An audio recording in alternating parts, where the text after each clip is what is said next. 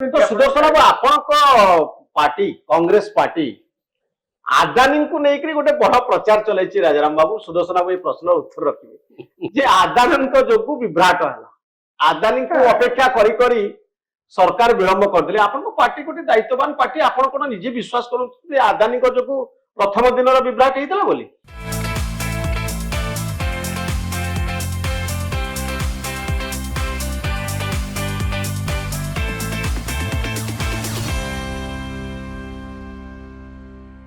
देखु जदि आप पूरा घटना चक्र को देखिए तो जहाँ कहते राजाराम भाई राजाराम बाबू सेकेंड डे कथा कहते फर्स्ट डे कथा तो गुंडीचा मंदिर में रथ पहुंची पाला ना एथि आदानी से पॉइंट आसुची से पॉइंट जे ए जो घटना को देखिए आप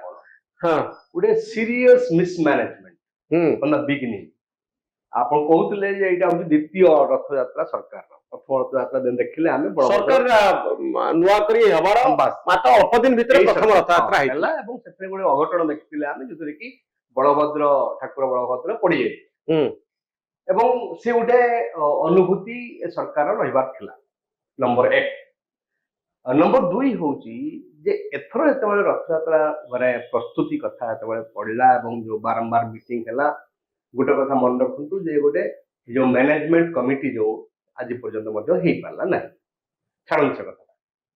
द्वितीय सब बड़ इंपोर्टेंट कथा होची जे रथ यात्रा को भाबिले से माने गोटे दलीय यात्रा बोली नहले 5000 जो पास जो डिस्ट्रीब्यूट हैला कौन पाई हैला कहा पाई हैला काई की हैला ये प्रश्न आसो कि नहीं मते कहंतु ये प्रश्न आसो स्वाभाविक नंबर 2 होची जे प्रथम दिन आपण देखिसेंती जे पाखापाखी 700-800 लोक मध्य ठेला पल्लारे से माने मध्य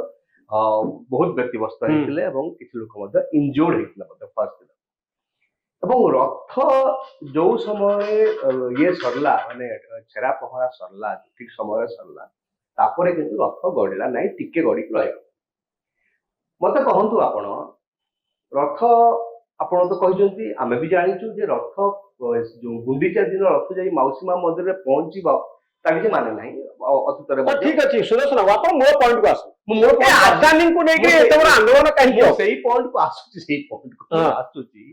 मते कहंतु जे आदानी रथ देखिया को आसीबे सेवा करबा को आसीबे आदानी को सेवा हो सेवा करिवे से महाप्रसाद बांटिबे आदानी आमे काहे तब लिंक करू जे रथ जो दिन आसिकी पहुंचवा कथा गुंडीचा मंदिर रे न पहुंचवा पछरे गोटे कारण थाई पारे बोली से कारण आदानी हां ऑब्वियसली कोन आधार रे आपण कहउछन जे आदानी को रथ देरी होला आधार होची एया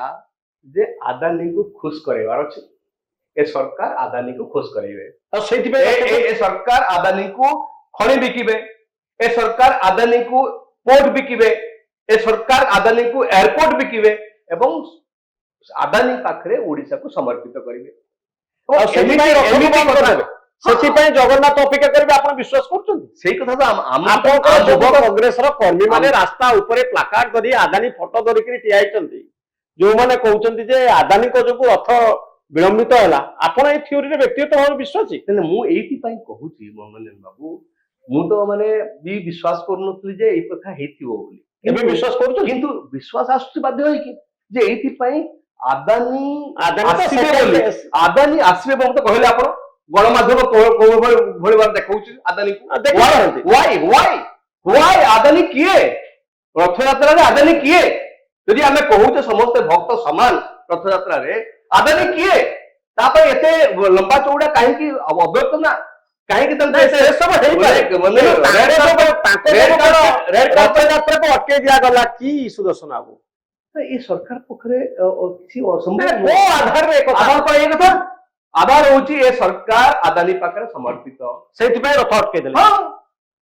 सेति पे मु कहि ओके राजाराम बाबू आदानी को पाख रथ अटके होला एटा गोटे केवल सोशल मीडिया रो गसिप ना प्रकृति आधार कि जोटा आधार अछि कांग्रेस पार्टी रास्ता को ओलै से इसको नै कांग्रेस दल गोटे भारत वर्षर पुराणा दल एवं भारत वर्षर स्वाधीनता संग्रामी अवदान यथेष जो दुखर सहित कहना चाहूँगी ସେ କଂଗ୍ରେସ ଦଳରେ ଏଭଳି ଲୋକ ବର୍ତ୍ତମାନ ଅଛନ୍ତି ଯେଉଁମାନେ ସେ ଦଳଟାକୁ